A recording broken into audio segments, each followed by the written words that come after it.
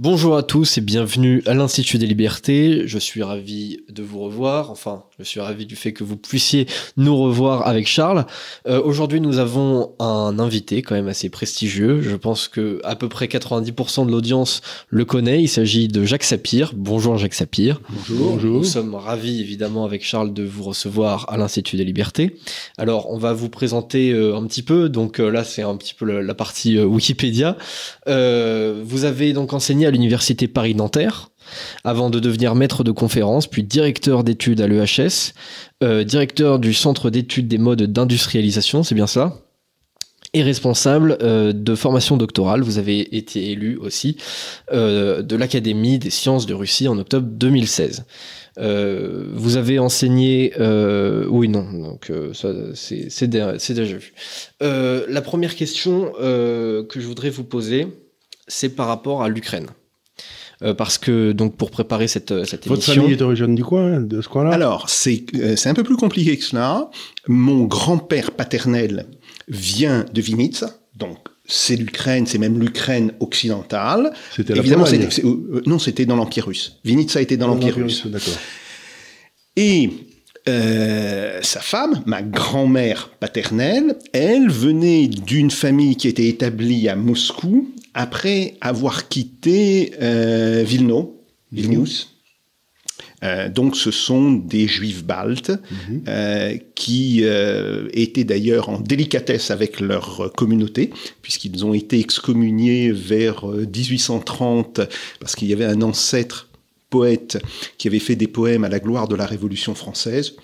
Ça passait modérément dans l'Empire tsariste. Oui, mais vous avez été excommunié par les tsaristes ou par les juifs? Non, les fonctionnaires tsaristes ont fait pression sur le consistoire. Ah oui, pour que vous soyez... Pour qu'ils excommunient la famille, D'accord. qui donc s'est réenregistré comme protestants, puisqu'ils étaient dans les pays baltes et qu'il y a une communauté protestante. Oui. Bon. La légende familiale veut que mon arrière-grand-mère était très assidue au culte orthodoxe pour la musique. Parce que c'est une famille qui a compté quelques musiciens. Non, il n'y a pas eu de gens qui étaient musiciens professionnels, mais ils avaient un vrai goût pour la musique. Après, bon, ils ont fait des affaires. Mon arrière-grand-père était, pour l'époque, un petit oligarque. Il avait son train privé pour le conduire de Moscou, où était l'usine familiale, jusqu'à Saint-Pétersbourg, où on négociait les contrats. C'est chic, un train privé. Donc vous avez vraiment des liens ancestraux avec la Russie. Oui, Vous parlez russe? Oui, bien sûr. Et d'ailleurs, donc vous êtes aussi reconnu comme grand spécialiste de la Russie. C'est pour ça aussi que je souhaitais que nous vous recevions pour parler de tous ces sujets, notamment relatifs à l'Ukraine. Donc pour préparer cette émission, je disais, j'ai relu un article que vous aviez publié dans Marianne le 24 février 2022, dans lequel vous dessiniez en gros trois grands scénarios possibles en fait qui pouvaient se voir. Donc je vais vous citer tout simplement pour présenter un petit peu cet article.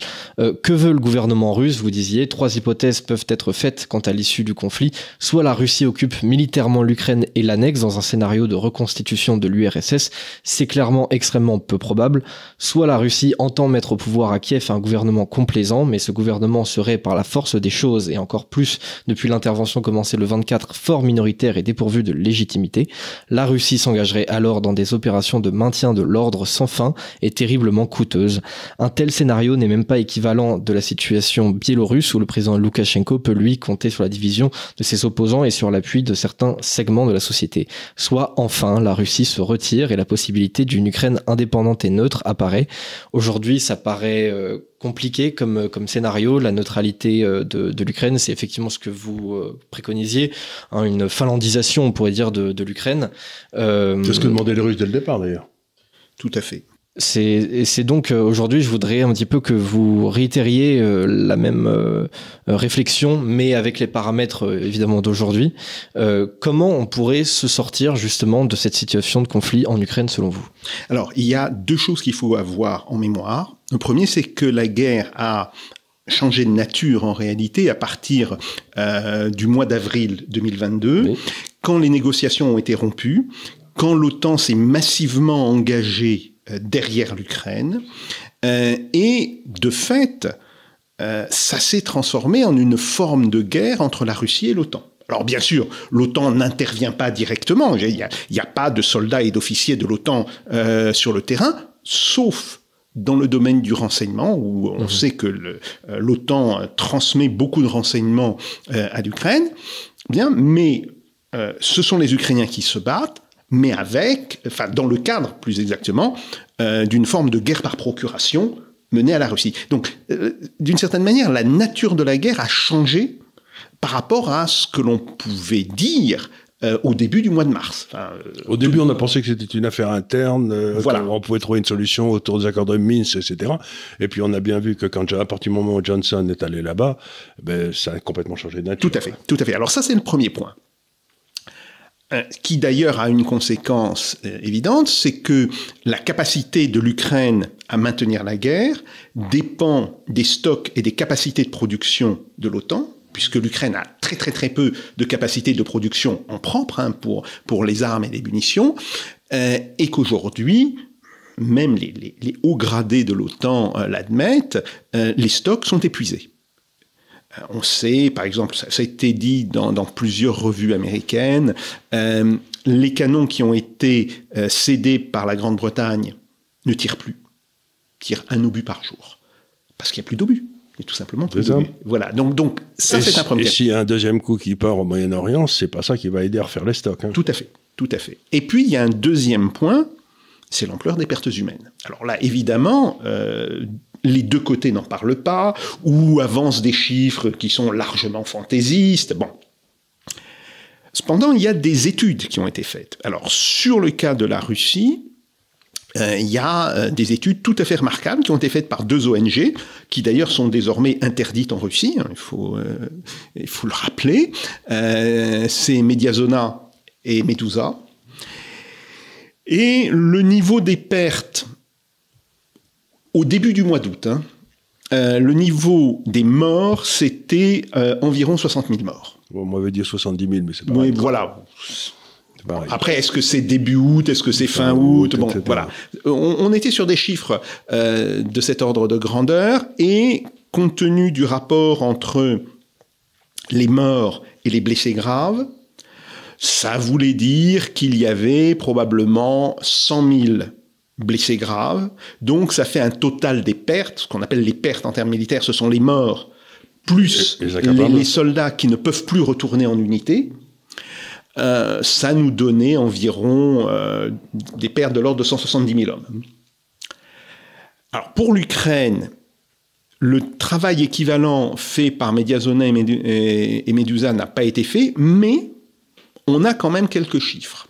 Par exemple, le fait que la ministre de la Santé ukrainienne a reconnu qu'en 1 an et demi, le nombre de personnes handicapées physiques avait augmenté de 300 000. Comme on peut penser que c'est largement à 95% lié à la guerre, ça nous donnerait un chiffre des blessés graves probablement de l'ordre de 400 000. Oui. Parce qu'il y a, bien sûr, il y a d'autres types de blessures graves qui ne sont pas, enfin, qui n'entraînent pas de handicap physique. Et donc, ça mettrait le nombre de morts autour de 240 000. Alors, ce qui est important, d'abord, c'est l'ampleur. Et en pourcentage de la population. Par rapport au pourcentage de la population, une population qui s'est énormément réduite, parce qu'il y a eu une grosse vague d'émigration vers les pays de l'Union européenne. L'Union européenne dit elle-même 8,5 millions. Mais il y a eu une vague d'émigration vers la Russie, ce qu'on ignore en réalité. Donc au total, l'Ukraine a dû perdre un peu plus de 10 millions d'habitants. Ils étaient 38 au départ. Ils étaient 38 réels. 41 officiels, mais quand on retirait les gens de la Crimée et de la République de Donetsk et de la République de Lugansk, effectivement, on tombait autour de 38 millions. Donc ça veut dire qu'il serait maintenant entre 27 et 28 millions. Donc voilà, il y a un vrai problème. Par ailleurs, évidemment, il y a un effondrement total de la natalité, mais pour une raison simple, c'est que les jeunes femmes ne sont plus en Ukraine. Oui, bah oui, forcément. Elles sont parties. Et on comprend très bien que dans les familles, on dise aux jeunes femmes, aux filles, pars pour ne pas être victime d'un bombardement, etc. Bon, mais le résultat, il n'y a plus d'enfants. Il y a plus d'enfants. Et donc se pose de manière extrêmement précise la question de la survie de l'Ukraine. Bien sûr. Aujourd'hui. Et donc c'est pour ça que je pense que la solution finlandaise reste la meilleure des solutions. Alors bien sûr, ça ne sera pas la solution finlandaise de mars 2022. Les Russes vont vouloir garder les nouveaux territoires qu'ils ont annexés. Est-ce qu'ils vont prendre Odessa? Parce que s'ils en prennent Odessa, l'Ukraine n'a plus de débouchés maritimes. Tout à fait. Et alors ça c'est la question. Si le gouvernement ukrainien était raisonnable, et libre de faire ce qu'il veut, il constaterait que sa contre-offensive a échoué, que la survie de l'Ukraine en tant que pays est en jeu, et donc il ouvrirait immédiatement des négociations avec la Russie. Alors, peut-être pas officiellement, ça peut se faire de manière officieuse, ça peut se faire par intermédiaire, bon, voilà. Et il accepterait les conditions russes, qui sont connues. Neutralisation, vous n'entrez pas dans l'OTAN, même vous n'entrez pas dans l'UE, encore que sur ce point, les Russes sont prêts à négocier. Un désarmement de l'Ukraine, c'est-à-dire que l'Ukraine n'a pas le droit de posséder certains types de matériel ou ne peut les posséder qu'en tout petit nombre. Et les armes lourdes se retrouvent de l'autre côté du Dniepr, et non pas sur la partie où elles peuvent être en contact avec les troupes russes. Bon, c'est acceptable par un gouvernement qui voudrait la survie de son pays. Parce qu'il y a un autre problème aussi, c'est que si on regarde l'Ukraine dans ses frontières aujourd'hui, il y a toute une partie au sud qui est plutôt hongroise, il y a toute une partie à l'ouest qui est plutôt polonaise. Donc il y a aussi un risque que les Russes disent aux Polonais, ben écoutez, vous reprenez ce qui était à vous, puis il reste une espèce de croupion autour de Kiev qui sera ukrainien. Et puis voilà, quoi. Et à ce moment-là, ça devient un État croupion qui n'a pas vraiment de raison d'être, quoi. Alors, il n'y aurait pas l'Union européenne, ça serait évidemment une possibilité. Maintenant, je ne vois pas un gouvernement polonais, membre de l'Union européenne... Il ne serait pas mécontent de récupérer la Galicie, c'était longtemps. Hein. Bien sûr. C'est un peu comme l'Alsace-Lorraine, quoi. Oui, mais après, ils comprennent qu'ils ne peuvent pas aller trop loin. Le gouvernement polonais est très dépendant des aides de l'Union européenne. Bon, même chose pour la Hongrie. Que le gouvernement hongrois regarde la partie hongarophone de l'Ukraine. D'ailleurs, la Pologne et la Hongrie ont officiellement protesté contre la politique de négation des droits des minorités qui a été celle du gouvernement ukrainien. Contre les Russes à l'époque, mais contre eux aussi. Voilà. Alors on a beaucoup parlé du problème des russophones, mais ça existe aussi sur des... Bon, mais je ne les vois pas, si vous voulez, faire une guerre ou rentrer... Non. Ils peuvent simplement arriver à une espèce d'accord amiable avec les Russes. Ce serait... Oui, mais si vous voulez... c'est aussi avec les Ukrainiens qu'il faut faire un accord, et ça va être compliqué. Néanmoins, c'est vrai que, maintenant, si on pense à 10 ans, 15 ans, autrement dit, au-delà d'un temps où on peut être sûr que l'Union européenne existe, parce qu'on ne sait pas si l'Union européenne va survivre d'ici 10 ans ou d'ici 15 ans. Je ne saurais être plus d'accord. Bon. Là encore, si j'étais au gouvernement ukrainien, je me dirais, il y a un risque, et donc c'est pour ça qu'il faut tout de suite arriver à une paix durable avec la Russie, pour ne pas être à la fois victime de la Russie et d'autres pays qui se situent à l'ouest ou au nord. Dans la région, il y a quand même eu des dépeçages de temps en temps qui sont passés entre grandes puissances qui n'avaient rien à voir avec la volonté des peuples sous-jacents. Donc, les vieilles habitudes, ça se perd pas comme ça, quoi. Tout à fait, tout à fait. Et ce qui est tout à fait fascinant, c'est de voir à quel point les populations en ont gardé la mémoire. Bien sûr.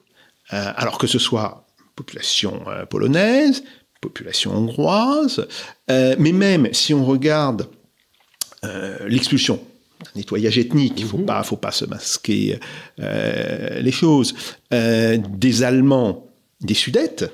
Alors, on peut dire, ok, il l'a fait pas voler.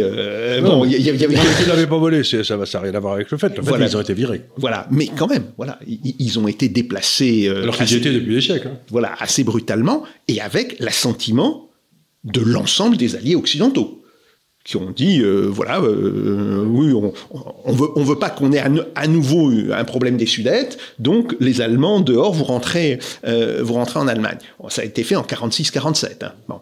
Donc, c'est vrai que c'est une région qui a un lourd passé de nettoyage ethnique, et que donc, il serait logique que le gouvernement ukrainien, ne pouvant pas obtenir ce qu'il cherchait, c'est-à-dire de récupérer ces territoires. Je suis pas certain, parce que quand même, il y a beaucoup de...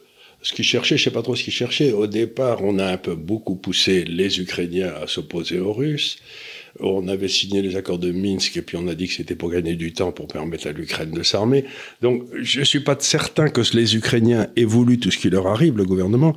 Je suis certain que l'OTAN a fait l'essentiel, le nécessaire pour que l'Ukraine aille à la bagarre. On l'a poussé dans cette direction-là avec beaucoup de... Alors on l'a surtout poussé à partir de mars-avril 2022. Avant, c'était beaucoup plus contradictoire.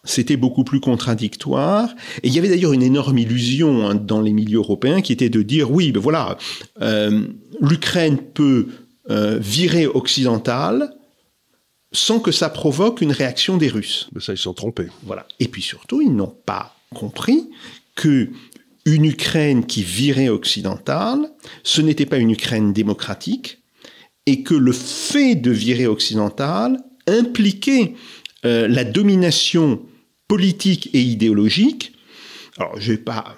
Il y a des nazis parmi eux, mais je ne vais pas utiliser ce terme. Je dirais simplement, nous sommes en face d'un nationalisme identitaire ukrainien extrêmement fort, qui, d'une certaine manière, impose sa loi alors qu'il est minoritaire dans le pays. Tous les sondages d'avant-guerre le montraient. Hein. Il est minoritaire dans le pays. Néanmoins, il impose son influence. Et on voit très bien, d'ailleurs, comment cette faction a réussi à contraindre Zelensky, qui, au moment de son élection, était plutôt sur une position de négociation avec les Russes. Et c'est une position plutôt nuancée, en fait, au début de son mandat. Et moi, si vous voulez, personnellement, avec beaucoup d'amis, des amis ukrainiens, des amis russes, quand il a été élu... Vous avez été content. Voilà, on s'est dit, ah, voilà, quelqu'un de raisonnable. Oui, voilà, on était enfin sorti, prétendument d'une période où tantôt il y avait une poupée russe, tantôt une poupée américaine. On est avec quelqu'un de raisonnable qui va négocier. Les Russes ne tenaient pas à ce que les deux républiques sécessionnistes fassent partie de la Russie. D'ailleurs, elles ne les avaient pas reconnues en 2019. Non, tout à fait. Ils ont attendu. Ils ont vraiment attendu le dernier moment pour les reconnaître. Bon, ben voilà, il va revenir sur la législation qui pénalise les russophones. Bon, il va expliquer aux Russes qu'il n'est pas question que l'Ukraine intègre l'OTAN. Bon, et sur cette base, on peut éviter la guerre. Voilà, puis on peut surtout reprendre les relations économiques, parce que il y a une chose que l'on oublie. C'est l'Ukraine, c'est la Crimée qui avait commencé avant aussi. Tout à fait, mais en 2014, le commerce avec la Russie représentait 45% du commerce extérieur ukrainien. Oui.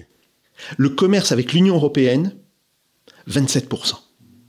Autrement dit, la Russie représentait 1,5 fois le commerce avec l'ensemble des pays de l'Union européenne. Et encore, on n'avait pas mis dans la Russie les deux républiques. Non, c'était le territoire ukrainien. Parce que la plus grosse partie de l'appareil industriel était à l'est, là-bas, sur le... Oui, il y avait aussi de l'industrie dans la région de Kiev, en particulier l'industrie aéronautique.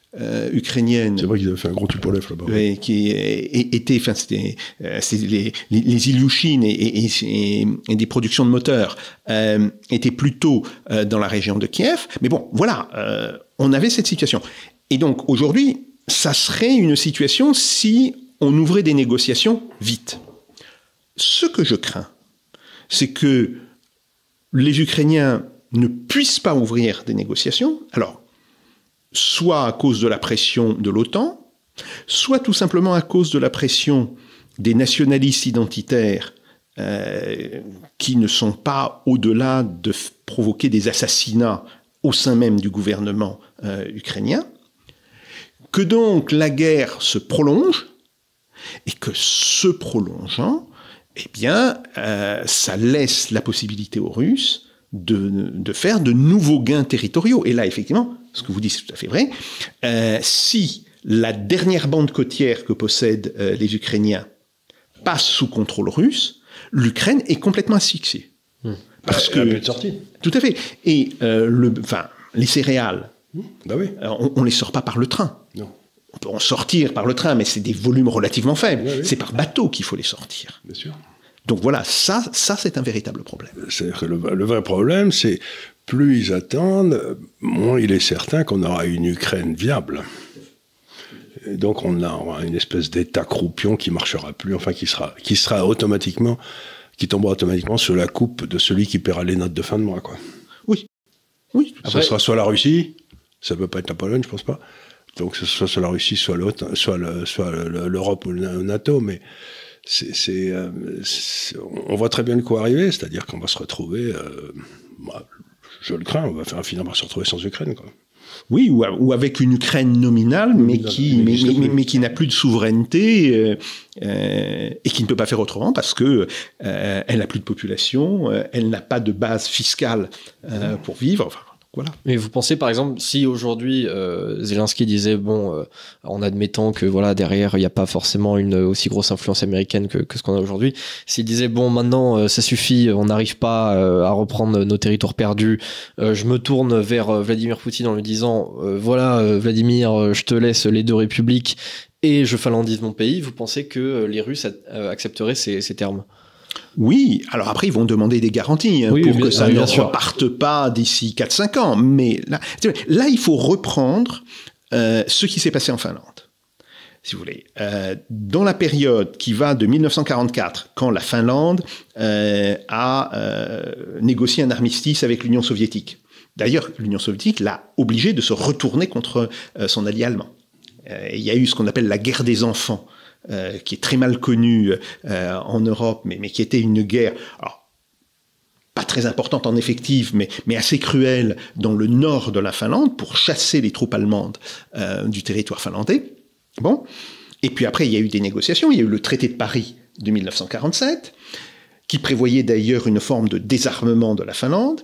Il y a eu la signature du traité d'amitié avec l'Union soviétique en 1948. Mais qu'est-ce qu'on voit ?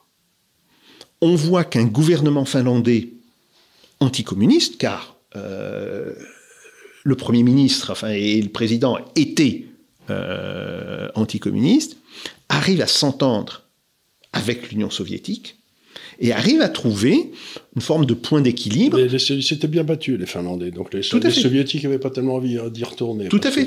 Mais aller retourner en Finlande, c'était se ramasser des coups pour rien. Là. Tout à fait. Surtout qu'ils étaient fatigués. Tout à fait. Mais on peut dire que les Ukrainiens se sont bien battus.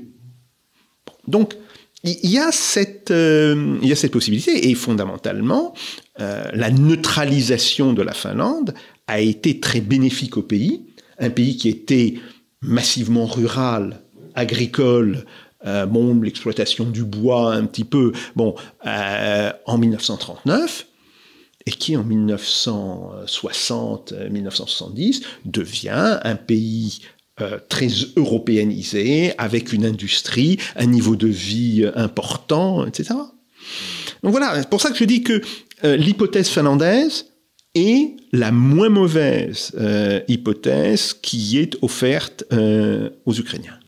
Et avec le recul qu'on voit de part et d'autre du soutien occidental envers l'effort de guerre ukrainien, on a vu justement là récemment avec la Pologne cessait d'envoyer tout un tas d'armements gratuitement. Bon, je sais pas si ça va rester le cas avec le nouveau gouvernement qui semble être un peu plus européiste. Il n'a pas gagné encore parce qu'il n'est pas fait le gouvernement. Non, il n'est pas fait. Il est pas fait. Ils ont du mal à. Théoriquement, ils ont une majorité en tout cas, mais c'est vrai que c'est pas encore fait. On ne sait pas encore à quoi ça va ressembler exactement. On risque d'avoir cette question aussi qui va de plus en plus se poser et qui se pose de fait de plus en plus aux États-Unis, avec en plus la perspective d'ici un an de l'élection présidentielle américaine. Est-ce que avec ce recul justement du soutien occidental, on risque de voir davantage la situation se geler en Ukraine, ou est-ce que justement ça pourrait nous rapprocher d'une négociation quant au statut de l'Ukraine? Alors, la baisse de l'aide occidentale, pas de l'aide en milliards de dollars, mais de l'aide matérielle. Oui. Parce que c'est très bien de mettre des milliards de dollars sur la table, mais après, il faut pouvoir les convertir en artefacts, si vous voulez, en canons, en munitions, en missiles, etc. Et ça, on n'y arrive plus. On n'y arrive plus parce que nos industries sont saturées, nos stocks sont vides aujourd'hui, donc il y a un vrai problème. Et nos usines sont fermées. Et nos usines sont fermées. Et quand on veut les rouvrir, comme aux États-Unis, on se rend compte qu'on a besoin de pièces détachées qui viennent de Chine. Petit problème. Bon, donc, on est dans cette situation. Et cette situation, elle va perdurer encore pour au moins 2 ans. Il faut attendre, grosso modo, le début de 2025 pour qu'on ait une certaine forme de mise en état des usines militaires, que ce soit en Europe ou que ce soit aux États-Unis.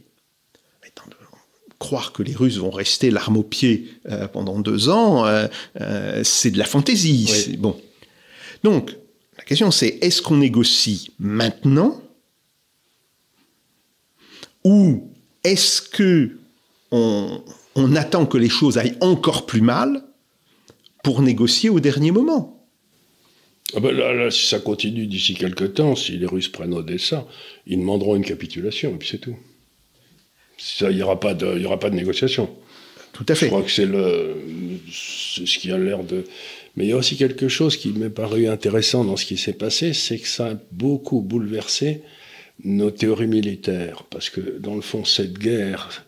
On a pensé qu'avoir d'une supériorité technologique avec les avions, les trucs, les machins, l'informatique, les satellites, ça nous permettait de gagner. Puis on s'est rendu compte que avec 3 drones, on foutait en l'air un char qui coûtait des 100 et des 1000. Donc, il est en train de se passer quelque chose dans le domaine de la science militaire, appelons-la comme on veut, mais d'un bouleversement total de ce qui marche et ce qui ne marche pas. Parce que nous, on est parti sur une doctrine militaire qui, à l'évidence, n'a pas marché. On s'est fait ratatiner, quoi, pour être parfaitement clair. Les chiffres démorent le monde, quoi. Oui, mais ça c'est, je dirais, aussi vieux, hélas, que l'art de la guerre moderne. On se rend compte qu'il vaut mieux disposer d'armes de technologies moyennes, oui, mais qui sont produites en très grand nombre, qui ne sont pas compliquées à entretenir, que d'avoir des armes, certes, sur le papier très performantes, mais que l'on a en petit nombre et qui coûtent extrêmement cher et qui sont très difficiles. Et qu'on ne peut pas transporter. Oui. Mais qu'on ne peut pas transporter. Mais j'ai vu, par exemple, d'après ce que j'ai compris, on s'est retrouvé dans une guerre comme celle de 14, où ça a été l'artillerie russe qui était là, qui se mettait 20 km en arrière, qui bombardait 20 km devant, il n'y avait rien qui survivait. Et puis ils avançaient de 20 km et ils recommençaient, quoi. Donc ça a été une espèce ça a été une guerre d'artillerie comme Verdun. On s'y attendait pas du tout. Tout à fait. On s'y attendait pas du tout. On s'est retrouvés. Nous, on n'avait pas. En fait, on n'a plus d'artillerie chez nous. Tout à fait. Et ça, c'est quelque chose. Pour avoir travaillé au ministère de la Défense, j'avais entendu des officiers le dire au tout début des années 90. Il disait la létalité des armes modernes est telle que si jamais il y a une guerre à haute intensité en Europe, ça sera une guerre de contre-batterie. batterie contre batterie. Ouais. Autrement dit, une guerre d'artillerie. Ben voilà.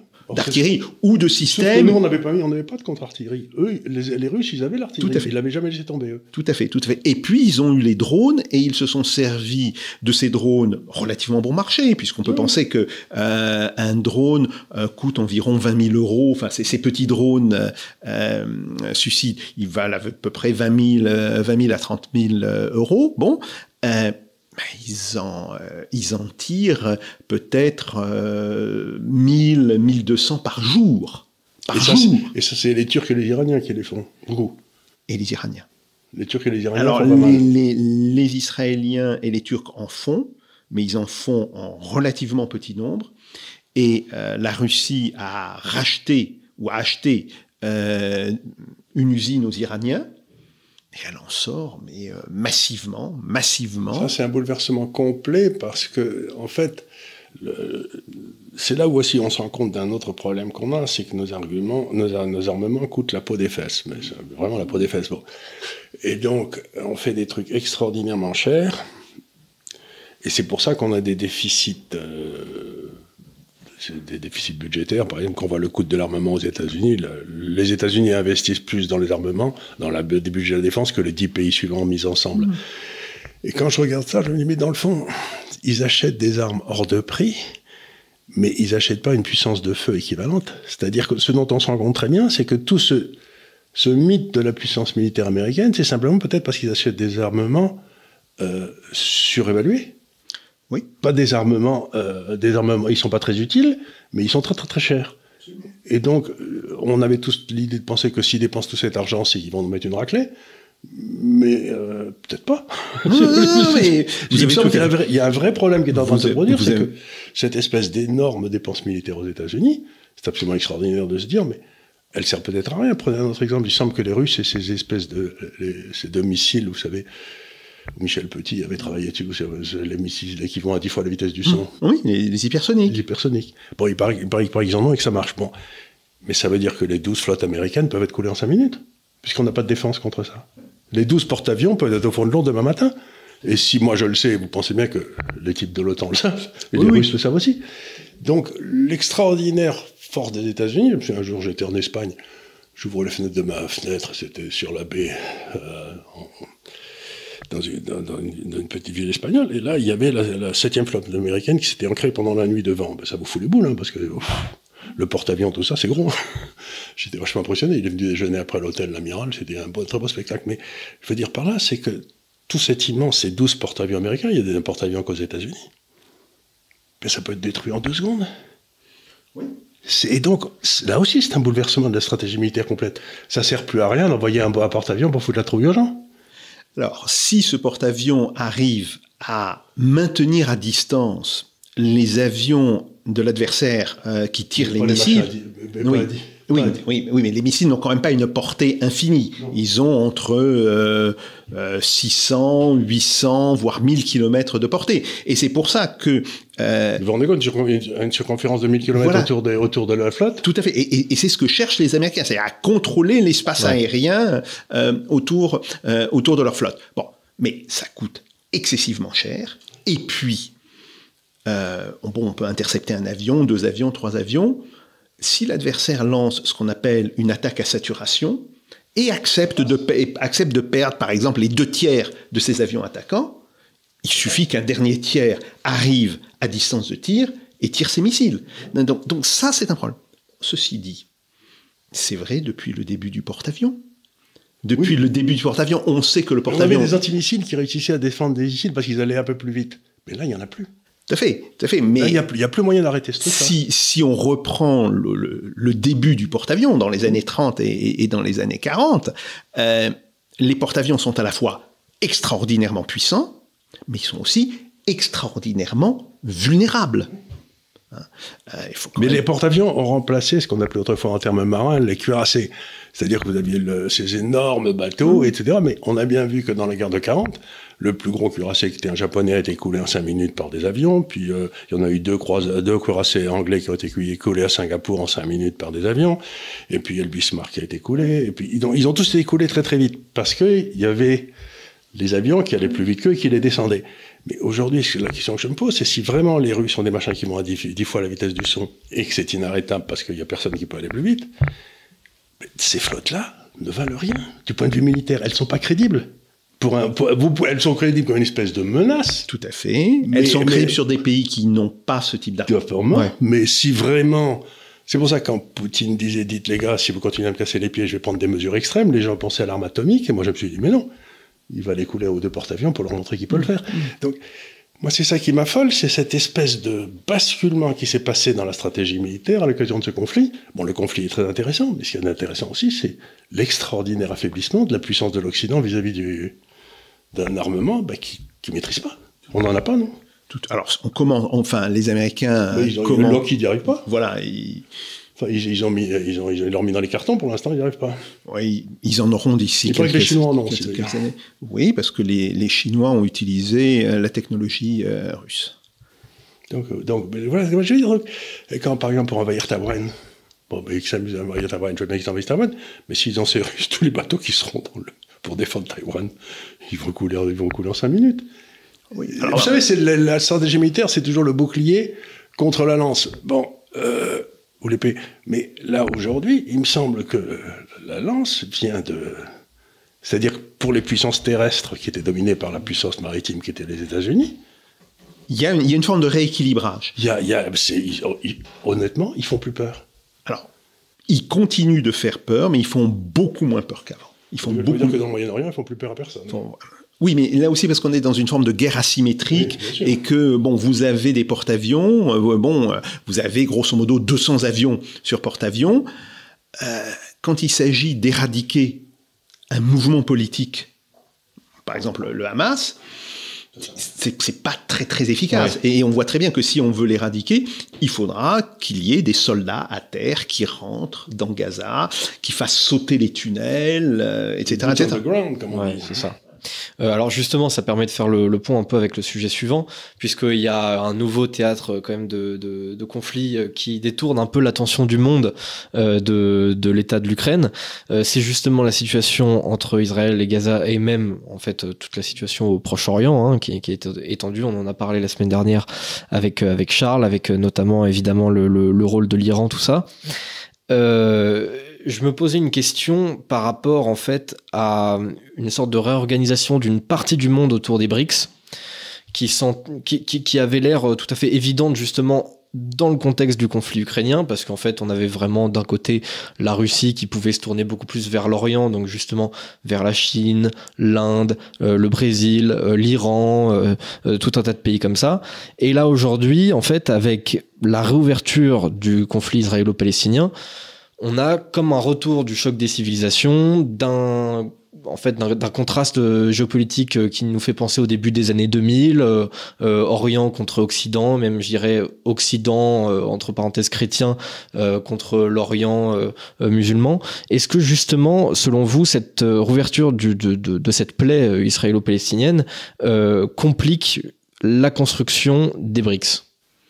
Alors, il faut faire attention, ce sont des problèmes imbriqués, mais ce ne sont pas exactement les mêmes problèmes. Ce qui est normal pour des briques.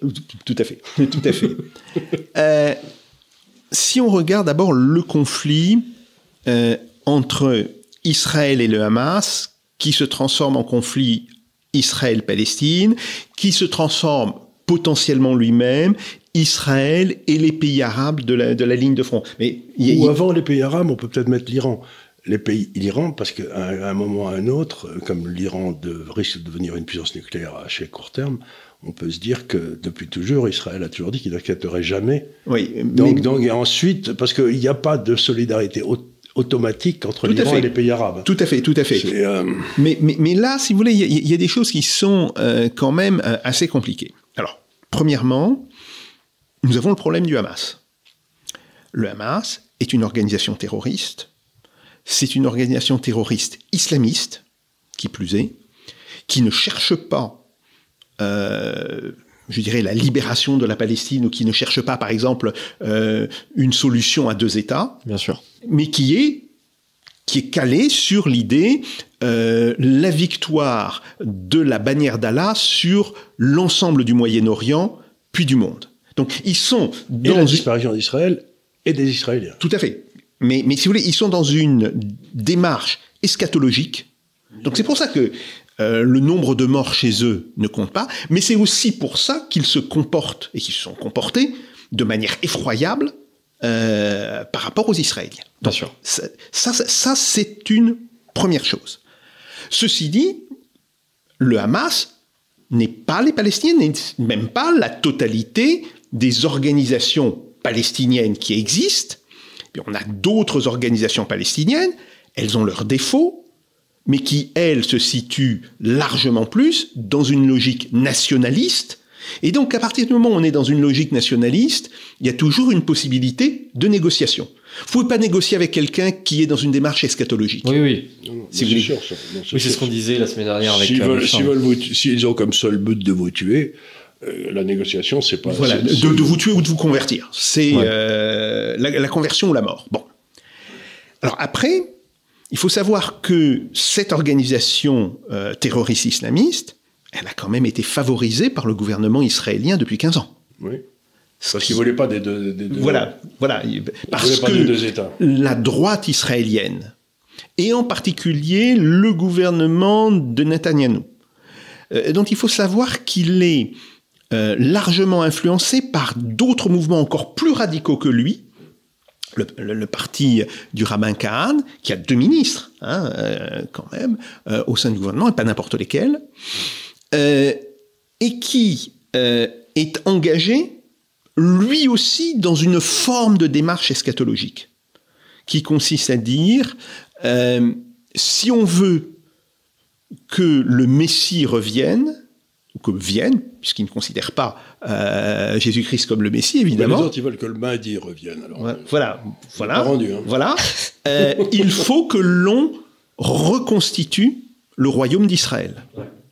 Donc, on est sur 2 logiques absolument antagoniques, et qui sont 2 logiques où on a perdu toute possibilité de négociation. Et moi, je suis très frappé parce que je lis tous les matins les articles en anglais dans la presse israélienne. Les grands journaux israéliens ont tous des sites miroirs en anglais, le Haaretz, le Jerusalem Post, bon, etc. Bien. Et vous voyez ce qui est tout à fait frappant, à quel point la presse israélienne est critique par rapport à son gouvernement. Oui, tout à fait. C'est pas nouveau, ça. C'est pas nouveau, mais là, le point, si vous voulez, on est en guerre. Israël a connu le nombre de pertes civiles le plus élevé depuis 1945. Faut le dire, hein, il n'y avait pas eu l'équivalent du massacre du 7 octobre depuis 1945. Et ça, je comprends tout à fait que ça réveille des peurs et des sentiments dans la population israélienne qui sont tout à fait autres que, par exemple, ce qui se passait lors de la guerre d'octobre 1973, qui était une guerre entre pays. Enfin bon. Normal. Voilà. Donc là, on est vraiment sur quelque chose de très particulier. Et pourtant, il n'y a pas d'unité nationale en Israël. Ils ont refait un gouvernement d'unité nationale. Ils viennent de refaire, vous savez. Voilà, beaucoup. Normalement, le gouvernement d'unité nationale, il aurait dû être fait 12 heures après le début des hostilités. Ce qui est étonnant, c'est le temps qu'il a fallu, par exemple, il a fallu 5 heures au gouvernement, au système militaire israélien pour commencer à se réveiller, pour envoyer des troupes, etc. Mais donc, parce que pour il y a eu un énorme... je crois que les Israéliens ont eu un énorme cas d'hubris. C'est-à-dire qu'ils ont pensé que les autres étaient des crétins, l'âge de pierre, etc. Et puis surtout parce que pour eux, le Hamas n'était pas l'adversaire. Avant le 7 octobre. C'est ce que disait, paraît-il, le gouvernement israélien, c'est que, enfin, les types de renseignement, ils disaient non, le Hamas, on le contrôle, il n'y a pas de problème, voilà. c'est pas l'ennemi. Voilà. Et le gouvernement a considéré, jusqu'au 7 octobre, qu'il avait 2 priorités.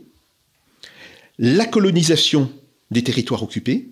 D'ailleurs, il faut savoir que la majorité de l'armée israélienne était là-bas. Elle n'était pas autour de Gaza. Donc ça, c'est le premier point. Et puis l'autre chose, c'est notre ennemi, c'est l'Iran. Ben oui, mais c'est pas l'Iran qui a frappé.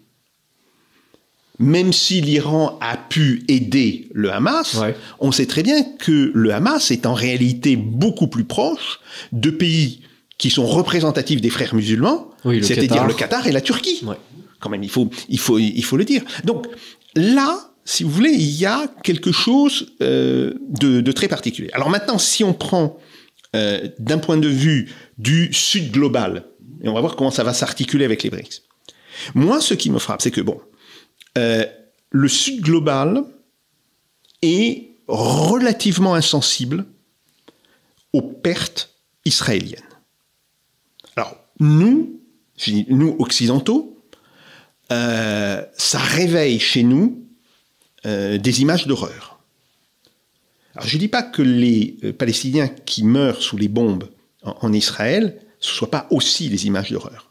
Mais je dis simplement que ce n'est pas la même image de savoir qu'on a des familles qui ont été tuées de sang-froid par des terroristes qui sont rentrés. Il faut écouter de ce point de vue-là ce que disent les unités qui étaient chargées de récupérer les cadavres dans les maisons des kibboutz. Ce sont en général des unités de religieux qui ne veulent pas se battre, un petit peu comme chez nous les témoins de Jéhovah, bon, etc. Bon, et que donc on met dans tout ce qui est le côté sanitaire, bon, etc. Bon. Moi j'ai vu, il y a 2 représentants qui ont raconté des choses. On voyait qu'ils avaient du mal même à parler de familles exterminées, de sang-froid. Bon. Donc ça, c'est une chose. Mais si je ne veux pas faire de remarques générales à ce point-là, si vous voulez, mais les conquêtes arabes, de façon générale, ont souvent été accompagnées de massacres des populations civiles.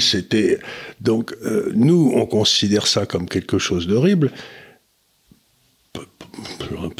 Pas qu'on n'ait pas fait des massacres nous aussi, mais il me semble que dans la philosophie du Moyen-Orient, les Turcs l'ont fait plus que quiconque, tuer toute une série de civils, c'était une façon de calmer ceux qui n'étaient pas civils, si j'ose dire. Vous voyez ce que je veux dire? Donc ça fait partie de l'art de la guerre, c'est de massacrer la population civile. Oui, mais c'est des choses dont... On avait perdu l'habitude. Ouais, et je dirais dont la dernière démonstration massive, c'est 1915. C'est le massacre des Arméniens. C'est le génocide.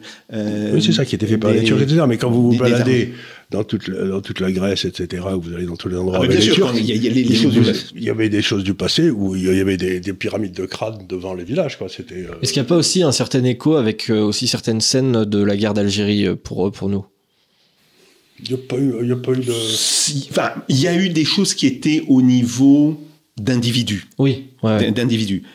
On n'a jamais été confronté à des massacres à l'échelle. En fait, ce que c'est Oradour-sur-Glane.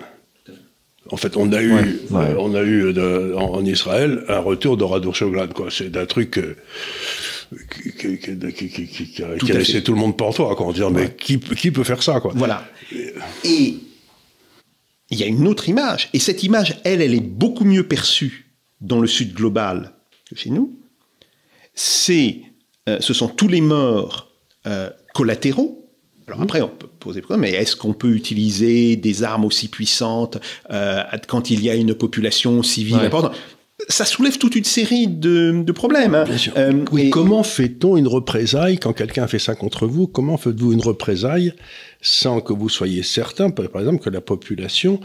ils ont élu le Hamas, c'était en 2006, il n'y a pas eu d'élection depuis. Le Hamas ne représente peut-être personne, c'est peut-être un gouvernement tyrannique, et donc on va taper sur des gens qui sont déjà victimes d'un gouvernement tyrannique, et en plus, on les massacre aussi parce que le gouvernement tyrannique a fait quelque chose qui n'était pas bien. Mais donc ça pose toute une série de questions qui sont loin d'être faciles à résoudre. Tout à fait. Et la question c'est, à partir du moment où le gouvernement israélien est rentré dans une logique de vengeance... Ça, c'était l'erreur. Il tombe dans le piège du Hamas. Ça, c'était l'erreur. C'est exactement comme le 11 septembre. Tout à fait. C'est exactement la même erreur. Essayer d'imposer la force, c'est le moment où il faut aller, comme ils avaient fait après les attentats de Munich, c'est-à-dire d'aller les chercher un par un et de les liquider. Ça c'est logique. Tout à fait. Mais l'idée d'utiliser une force massive c'est une erreur psychologique monstrueuse. Alors...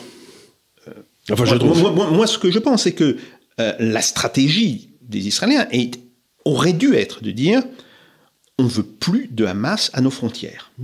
Bon. Soit on les tue, soit ils décident de partir. Mais personne n'en veut. Bon. Quitte à ce moment-là à négocier peut-être avec d'autres pays en disant bah écoutez, vous les prenez. Après tout, c'est ce qui s'est fait à un moment donné quand il y a eu au Liban les massacres des Palestiniens. Bon, en septembre noir. Oui. Ils sont venus tout seuls, ils sont partis de Jordanie, ils sont arrivés au Liban. Oui, mais après quand quand ça a recommencé au Liban, vous avez eu le départ en 82 de l'OLP à Tunis. Ce qui était une manière de dire bon, on sort du champ pour calmer les Israéliens. Donc se pose d'abord le problème, est-ce qu'on peut le faire? Après se pose le problème, quel est le statut de Gaza? On ne va pas revenir à l'occupation israélienne. Les Égyptiens n'en veulent pas. C'est très clair, ils ne veulent pas être... Mais ils avaient fermé leurs frontières aussi. Tout à fait. Donc, le statut futur de Gaza ne peut être qu'une forme d'autorité internationale, par exemple les Nations Unies, quitte à ce qu'après 10 ou 15 ans, elle rétrocède la bande de Gaza à un gouvernement palestinien. Mais se pose alors un autre problème, que les Israéliens ne sont pas capables... Enfin, quand je dis Israéliens, non, c'est faux. Que le gouvernement Netanyahou n'est pas prêt d'entendre. Je pense qu'il y a beaucoup de Palestiniens qui, eux, seraient prêts d'entendre. C'est que si vous voulez cela, il faut qu'il y ait un État palestinien viable en Cisjordanie. Non pas cette espèce d'archipel d'endroits qui sont sous autorité palestinienne, au milieu d'une mer de colons qui les entourent. Donc ça voudra dire que si on veut constituer un État viable, il faudra démanteler toute une série de colonies. Donc il faut penser un peu politique, et non pas penser en disant « Ah, c'est horrible ». Oui, bien sûr, c'est horrible.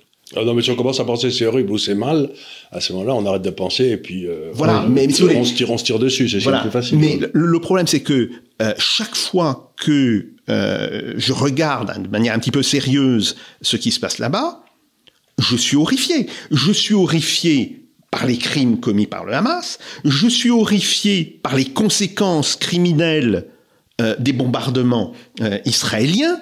Si vous voulez, bon. Et on ne peut pas rester à ce niveau-là, parce que si on reste à ce niveau-là, on va reproduire constamment ce niveau d'hyperviolence. Donc il faut faire de la politique. Et la seule politique possible, c'est de dire, il faut mettre le Hamas hors jeu, quitte après que ses dirigeants et que ses cadres se fassent pourchasser et tuer par des agents israéliens, c'est une autre chose. Mais il faut le mettre hors jeu et il faut l'évacuer de la région, et il faut après constituer un État palestinien viable. Or, les Israéliens, ou le gouvernement Netanyahou, je répète, c'est pas le problème des Israéliens, c'est vraiment le problème du gouvernement Netanyahou. À la limite, ils peuvent... C'est ce que voulait Rabin, non? Bien sûr. C'est ce que voulait Rabin. C'est ce que voulait Rabin. Bon, ils peuvent, à la limite, accepter que le Hamas s'en aille, mais ils ne peuvent pas accepter, ce gouvernement ne peut pas accepter, parce que ça fait partie, je dirais, de son ADN politique, la fin de la colonisation. Or, tant qu'on n'aura pas mis un terme à la colonisation et qu'on n'aura pas démantelé toute une série de colonies afin de reconstituer un État viable, parce que aujourd'hui, le futur État palestinien, il est dans la même situation qu'était le futur État d'Israël quelques semaines avant le vote de l'ONU. Pourquoi est-ce qu'il y a eu la guerre de 1948 ? Bon, les Arabes n'ont pas accepté l'accord, la décision de l'ONU, mais les Israéliens non plus. Ouais. Les futurs Israéliens, parce qu'ils disaient, on ne peut pas être viable dans cette carte-là. Bon, donc il faut écouter ce que disent aussi les Palestiniens les plus raisonnables et te dire, mais non, si on veut qu'il y ait un État palestinien, si on veut que la solution à deux États marche, il faut créer les conditions de viabilité de l'État palestinien, ce qui implique le démantèlement d'une grande partie des colonies qui sont en Cisjordanie. Alors, c'est une question intéressante, ce que vous dites. Mais ce qu'elle implique, c'est que en Cisjordanie, il ne peut pas y avoir de Juifs. Alors qu'en Israël, il y a plein d'Arabes. Donc, si vous voulez, on arrive quand même à quelque chose d'extraordinaire, c'est-à-dire que on admet maintenant que les pays arabes ont le droit de faire un truc Juden-free. Vous savez, il n'y a pas de juifs. C'est quand même étonnant. C'est contraire à la Charte des Nations Unies. C'est quand même tout à fait extraordinaire de faire des trucs ethniquement purs. Qu'est-ce qui empêche ce gouvernement palestinien que vous souhaitez de vos voeux d'avoir la Cisjordanie, très bien, mais de garantir les droits des Juifs qui y vivent? Parce que les colons juifs ne le voudront jamais. Ben parce qu'ils ont bien peur de se faire massacrer, oui, ça me paraît évident, ça. Oui, mais surtout on a vu la façon dont les Juifs ont été traités au Caire, à Bagdad, à Alep, etc., par les Arabes. Donc on sait très bien que dès qu'il y a un gouvernement juif, les Juifs se retrouvent dans une situation qui est pas très... Un gouvernement arabe, ils se retrouvent pas très bien, quoi. Donc la vraie question, c'est ce que vous recommandez comme solution est quand même quelque chose de très étonnant, c'est-à-dire c'est contre tout ce qu'on nous raconte sur la globalisation, le fait de la mondialisation heureuse, etc. C'est-à-dire que vous avez des gens qui ont le droit de décider qui va vivre dans leur pays et qui ne va pas vivre, et que les Juifs ont le droit de vivre partout, sauf en Israël, sauf en Cisjordanie. C'est quand même extraordinaire. Est-ce qu'en 1945, vous pensez que la population française aurait accepté la présence d'Allemands sur le territoire de la France? Oui, mais attendez. Probablement pas. Probablement pas. Il y en avait d'ailleurs, mais il y en avait pas mal. Mais ça, c'est une question de pratique. Je dis pas, mais je veux dire que quand même, il est quand même extraordinaire que nous arrivions comme seule solution à la solution que les Arabes ont le droit d'avoir un pays sans Juifs. Ils auront un pays sans Juifs pendant une certaine période de temps, que je ne suis pas capable de vous dire avec précision. Mais ce qui est extraordinaire, c'est ce qu'ils demandent. Non, mais je ne dis pas que je suis pour ou contre, je dis qu'il faut réfléchir aux conditions, c'est-à-dire que ça veut dire que maintenant, tout pays a le droit d'expulser les minorités qui ne sont pas... Il peut les liquider parce que elles sont pas blonds aux yeux bleus, ou ils sont pas marron foncé comme il faut. Mais ce que vous êtes en train de dire du point de vue juridique, et c'est littéralement monstrueux. Non, c'est la conséquence de tout ce qui se passe depuis 1948. Oui, ou que je passe depuis, commençons, les GIR, ça ira plus vite. Non, parce qu'il y a eu, et en particulier dans cette région-là, il y a eu une forme de cohabitation. Alors bien sûr, il y avait régulièrement... Parlons des pogroms de Damas, etc., en 1865, etc. Il y en a eu partout. Donc, si vous voulez, on va pas nous sortir le truc de l'islam qui était tolérant. Non, mais c'est pas une question que l'islam était tolérant, c'est qu'il y avait des institutions politiques... qui étaient rédigées par les Turcs, qui n'étaient pas des Arabes, et si quelqu'un bougeait, ils tuaient tout le monde. C'était très, très, très bien. Voilà, il y avait un pouvoir extraordinairement fort. Mais, et c'est d'ailleurs quand ce pouvoir s'affaiblit qu'on commence à y avoir des... C'est là que les massacres commencent. Non, mais ce que je veux dire par là, c'est que donc, ce qu'on est en train de faire intellectuellement, c'est qu'on est en train d'accepter une demande d'avoir un Judenfrei territoire, ce qui est quand même... Mais c'est quand même extraordinaire. Il faut comprendre une chose. Les Palestiniens ont été victimes d'une expulsion de masse en 1948. Ne bougez pas. D'abord, revenons à l'histoire, puisque vous en parlez. Israël leur avait dit de rester. C'est les autres pays arabes qui leur ont dit de sortir. Pas seulement. Il y a eu des massacres. Il y a eu le massacre, comment il s'appelait? Der Yassin. Il y a eu quelques massacres, mais de l'autre côté, il y a eu des massacres de tous les côtés. Il y en a eu plusieurs, et ces massacres ont été faits quand même pour chasser la population. Il y a quand même 3 millions d'Arabes qui vivent, ou 2 millions d'Arabes qui vivent en Palestine aujourd'hui, enfin en Israël. Et ils votent, et ils ont des trucs nombreux. Donc, les Israéliens ne demandent pas un territoire free of Arabs. Certains d'entre eux ne le demandent pas, d'autres le demandent. Oui. Mais si vous voulez, c'est ça qu'il faut comprendre, c'est que il faut à un moment donné... Donc on envoie tous les Arabes de Palestine non, si vous voulez, il faut à un moment donné cesser de raisonner en disant les Israéliens, les Palestiniens. Non, il y a différents Israéliens, il y a différents courants de pensée. Et les Palestiniens, non, il y a différents courants de pensée. Donc, ça c'est un point qui est extrêmement important, parce que, par exemple, il y a des soutiens, des gens qui sont dans la coalition de Netanyahou, qui, eux, demandent d'enlever la nationalité israélienne aux Arabes israéliens. Ils sont aussi, eux, dans une logique d'avoir un État d'Israël qui soit pur, religieusement, parce que ethniquement, je ne sais pas trop ce que ça veut dire, mais qu'il soit pur du point de vue de la religion, sans arabe. Donc, il faut savoir qu'on est dans une logique qui n'accepte pas des représentations simplifiées. D'altérité. Mais ça, c'est tout à fait vrai. Mais comme toujours, quand vous avez une idée intéressante pour essayer d'apaiser la situation d'aujourd'hui, il faut quand même réfléchir aux conclusions légales, philosophiques, etc., des solutions que vous préconisez. Or là, c'est une solution, je comprends qu'elle soit nécessaire, je comprends qu'il faut peut-être la faire, etc., tout ça je comprends très bien, mais c'est une solution du point de vue philosophique qui n'est pas acceptable. C'est ça que je trouve affreux. Mais c'est là toute la difficulté de l'exercice, c'est que ça nous force à faire des choses qui sont abominables. Le problème, c'est que, comme dans toute loi, vous avez des exceptions à la loi. Et vous avez des situations d'urgence. Et les lois d'exception, elles n'ont pas une bonne réputation. Non, mais même, par exemple, dans l'article 16, on ne vit pas comme on vit maintenant. Les pouvoirs sont confiés au président et au gouvernement de manière conséquente. Donc, il faut savoir qu'il y a toujours le droit du temps normal et le droit du temps exceptionnel. Or, aujourd'hui, on voit très bien qu'on est dans une situation exceptionnelle. Et c'est le même problème, par exemple. Je reprends le départ des Allemands des Sudètes. Normalement, c'était contradictoire avec la charte de l'ONU. Pour autant, tout le monde l'a accepté. Parce qu'on s'est dit, OK, il y a un tel précédent. C'est toujours pareil. Si vous êtes d'accord pour... vous savez, c'est toujours la même chose. Si vous êtes d'accord pour liquider 5% de la population et que vous les nommez les 5% qui seront... Toi, tu seras liquidé, les autres sont tous d'accord. Hein, parce que l'homme est d'une grande lâcheté. Et par exemple, revenons à tous les Grecs qui vivaient en Asie mineure, il y en avait plusieurs dizaines de millions, ils ont été massacrés par les Turcs, il n'y a pas eu que les Arméniens. Ils sont tous retrouvés en Grèce, et ils vivaient en Grèce, en Anatolie depuis 5000 ans, et ils ont tout perdu.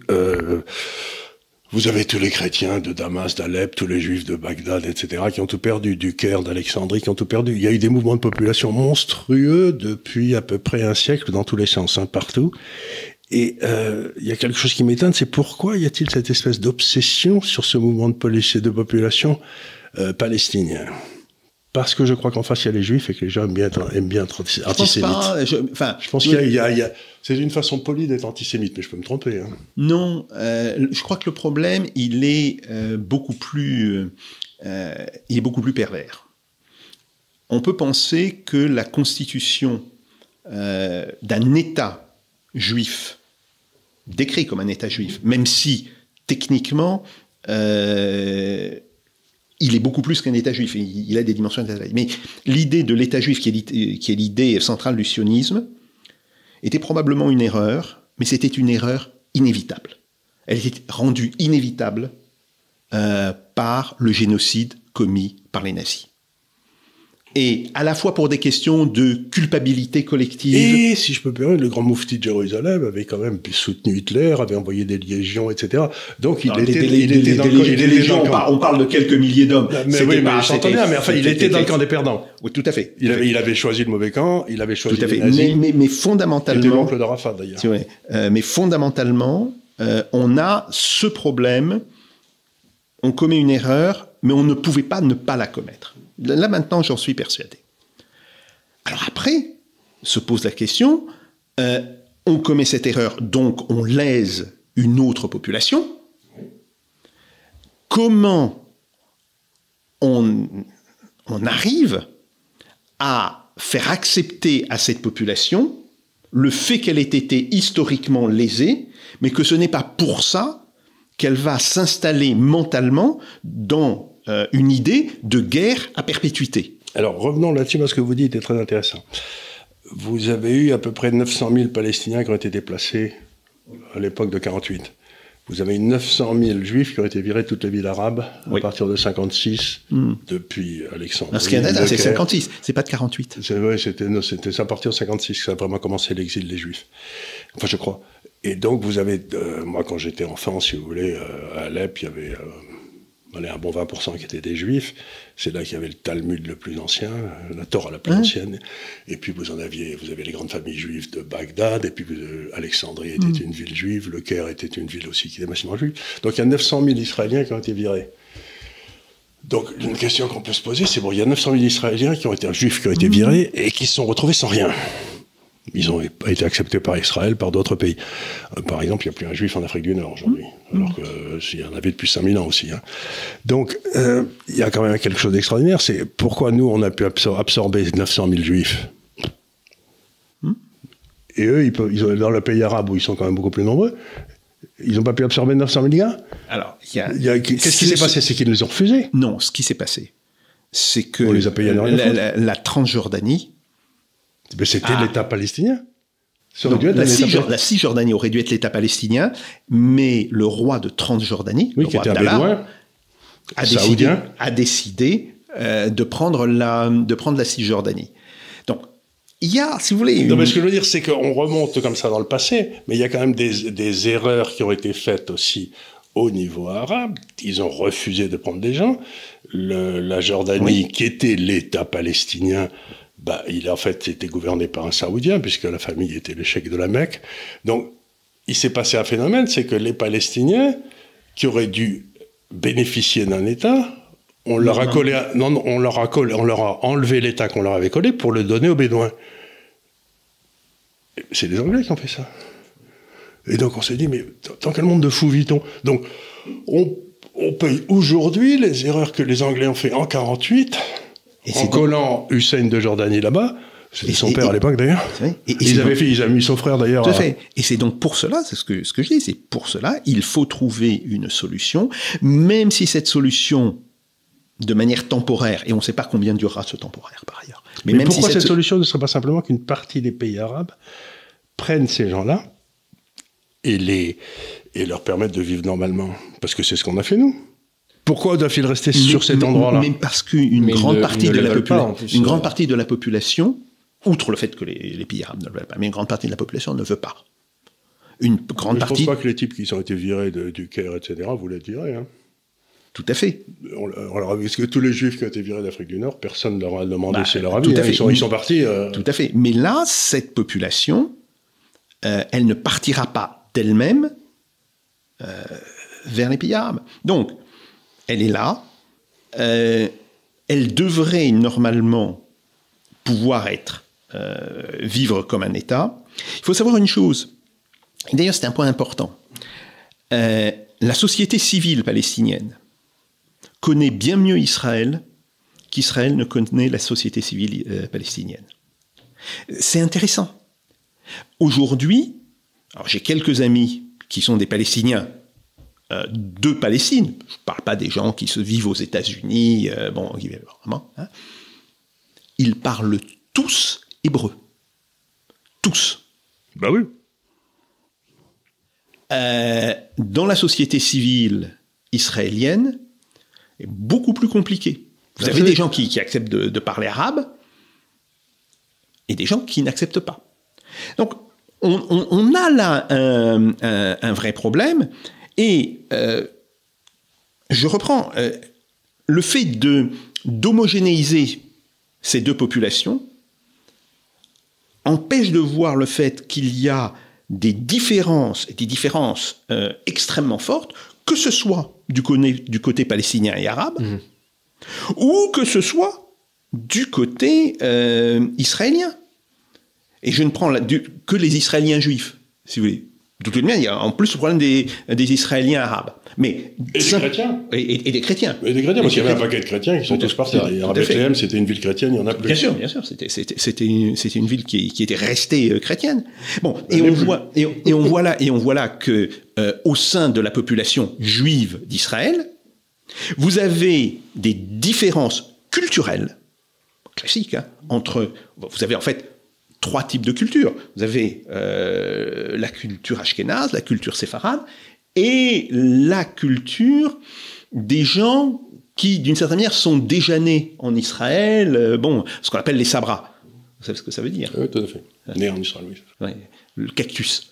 D'accord. Je connaissais pas. Parce qu'ils font chier tout le monde. Oui. Mais après, vous avez des divergences politiques qui sont extraordinairement fortes. Donc, faire porter sur Israël les conséquences du comportement du gouvernement Netanyahou est profondément injuste. De même que faire porter aux Palestiniens les conséquences du comportement du Hamas est tout aussi injuste. Oui. Bon. Après, ce qu'il faut penser, c'est comment on arrivera à trouver une solution opérationnelle qui puisse faire baisser la tension et qui puisse permettre de lentement désamorcer le problème. Parce que tant que le problème restera, même si demain, admettons, bon, il y a un cessez-le-feu, bon, où les Israéliens rentrent dans Gaza, puis après il y a un cessez-le-feu, je ne sais pas ce qui peut se passer. Bon. Mais tant qu'on restera à ce niveau d'agressivité des deux côtés, ça veut dire qu'on peut se retrouver face à une réédition de ce que nous voyons aujourd'hui dans 5 ans, dans 10 ans. Donc il faut construire les moyens à la fois institutionnels, territoriaux, d'une désescalade. Et je ne vois pas comment on peut le faire aujourd'hui sans passer par la solution à 2 États. Après, le problème, c'est que c'est vrai que ça pose des questions énormes. Vous avez tout à fait raison de dire. Ça et pose aussi autre chose, c'est que qui me gêne beaucoup, c'est que j'ai suivi cette région du monde depuis très longtemps. Je ne connais pas un seul État du Moyen-Orient où des populations civiles aient vécu en paix s'il n'y avait pas un État de l'extérieur qui leur tapait dessus s'ils bougeaient. Je veux dire par là, c'est que le Moyen-Orient n'a jamais été en paix. Il n'y a jamais eu Ils sont toujours détestés les autres. Dès qu'ils peuvent, ils se sautent à la gorge les uns des autres et tout le monde tue tout le monde. C'était l'Empire ottoman. C'était l'Empire ottoman, mais avant ça, c'était autre chose. Si vous voulez, regardez les guerres d'Israël, les guerres romaines qui ont liquidé Israël. J'ai lu quelque part qu'au moment de la chute du Temple, 10% de la population dans l'Empire romain était juive. Ce qui était extraordinaire. Et donc c'est pour ça que ça les emmerdait beaucoup, parce qu'il y avait des transferts d'argent gigantesques vers le temple. Et donc ça créait des problèmes de liquidité. Vous voyez, ils ne pouvaient pas contrôler, tout aller vers le temple. C'était dans une histoire des Juifs écrite par un type qui s'appelait Paul Johnson, qui était assez remarquable, qui était un Britannique. Bon. Donc ce que je veux dire par là, c'est que c'est tout à votre honneur, vous dites, il faut trouver une solution. Mais je suis suffisamment vieux pour trouver qu'il y a des tas d'endroits où il n'y a jamais de solution. Je veux dire par là, c'est que, est-ce qu'on peut envisager comment faire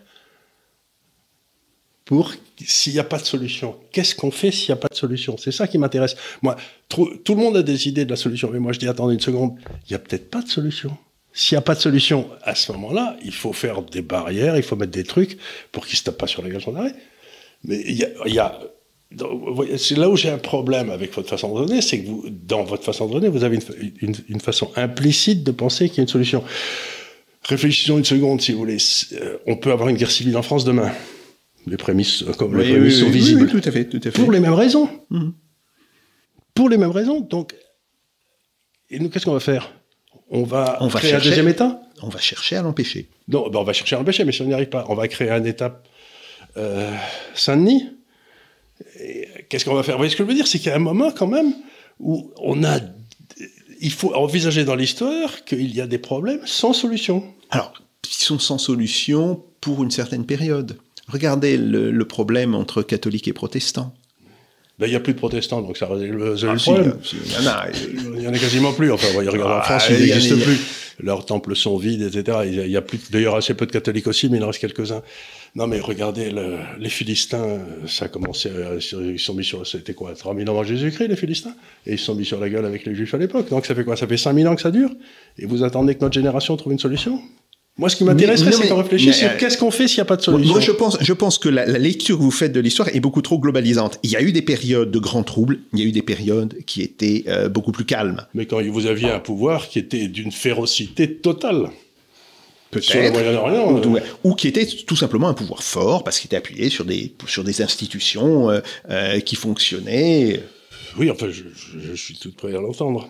Bon, malheureusement, je vais devoir quand même mettre fin à cet entretien qui, ma foi, est fort passionnant, hein, au point que vraiment, Mais je vais vous dire un truc le plus extraordinaire dans tout ça, c'est que je sais pas ce que je dois penser moi-même. Vous voyez, je vous pose des questions. Ah, bien sûr, c'est une question mais je sais pas du tout ce que je vous dis. Je ressens la même chose. Je veux dire, j'ai aucune solution. Quand je dis voilà vers quoi il faudrait aller, c'est un souhait, c'est une démarche volontariste. Oui.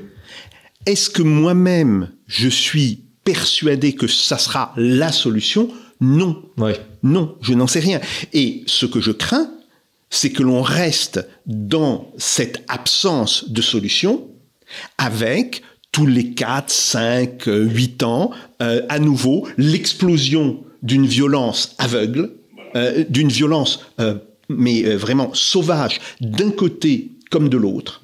Bon, et je me dis simplement, si vous voulez, en tant qu'être humain, je me dis, cela n'est pas acceptable, on ne peut pas s'y résigner. Ouais. Ça ne veut pas dire que ça n'existera pas, mais je dis que en tant qu'être humain, on ne peut pas s'y résigner. Oui. C'est ce que je pense, j'imagine, une majorité de gens qui de bonne volonté, qui assistent voilà, à ce qu'on voit. Voilà. Malheureusement, il y a les minorités qui sont pas d'accord. Voilà, mais pour autant, je n'ai aucune certitude quant à la possibilité de mettre ça en place. Oui, bien sûr. Bon, du coup, malheureusement, on doit quand même terminer cet entretien qui aurait pu, je pense, durer 14 heures si on n'avait aucune limite physique ou numérique. On est en train de réfléchir parce que c'est quelque chose... On est tous sous le choc. On est d'abord sous le choc. Et puis parce que ça amène à des façons de réfléchir dont on n'a pas l'habitude, quoi. C'est-à-dire, par exemple, le problème sans solution, bon, ben c'est pas dans la mentalité européenne. Oui, c'est sûr. Oui, on aime bien avoir des solutions pour tout. C'est vrai. Alors que pour les musulmans, un problème sans solution, il suffit d'attendre et puis on gagnera. mais moi, je me demande s'il ne faudrait pas que ce soit les Asiatiques qui nous donnent des conseils. Alors, les Asiatiques, c'est complètement différent, parce que les Asiatiques, comme vous regardez par exemple la société confucéenne, que je connais un peu, eux, ce qu'ils font, c'est qu'ils introduisent à l'intérieur de chaque homme une espèce d'autodiscipline qui fait que vous n'avez pas besoin de policiers. Ouais. Oui, tout à fait. Or, c'est tout à fait... Mais je pense... On peut pas le faire dans une société... Non, je pense aux Chinois, je pense aux Indiens... Je pense aux Chinois, oui. Si vous voulez...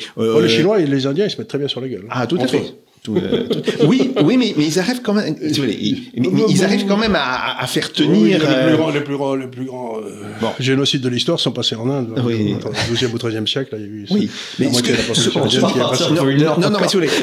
que je veux dire par là, c'est que est-ce que notre volonté d'imposer des solutions à l'occidental sur cette région et qui est compréhensible. Je ne dis pas que ce soit normal, je dis que c'est compréhensible. Tout simplement parce que l'Occident était la puissance dominante du monde pendant pratiquement 3 siècles. Et qui cherchait toujours des solutions rationnelles. Tout à fait. Et puis parce qu'on a pas mal, surtout les Britanniques ont beaucoup géré cette région-là aussi. Bon.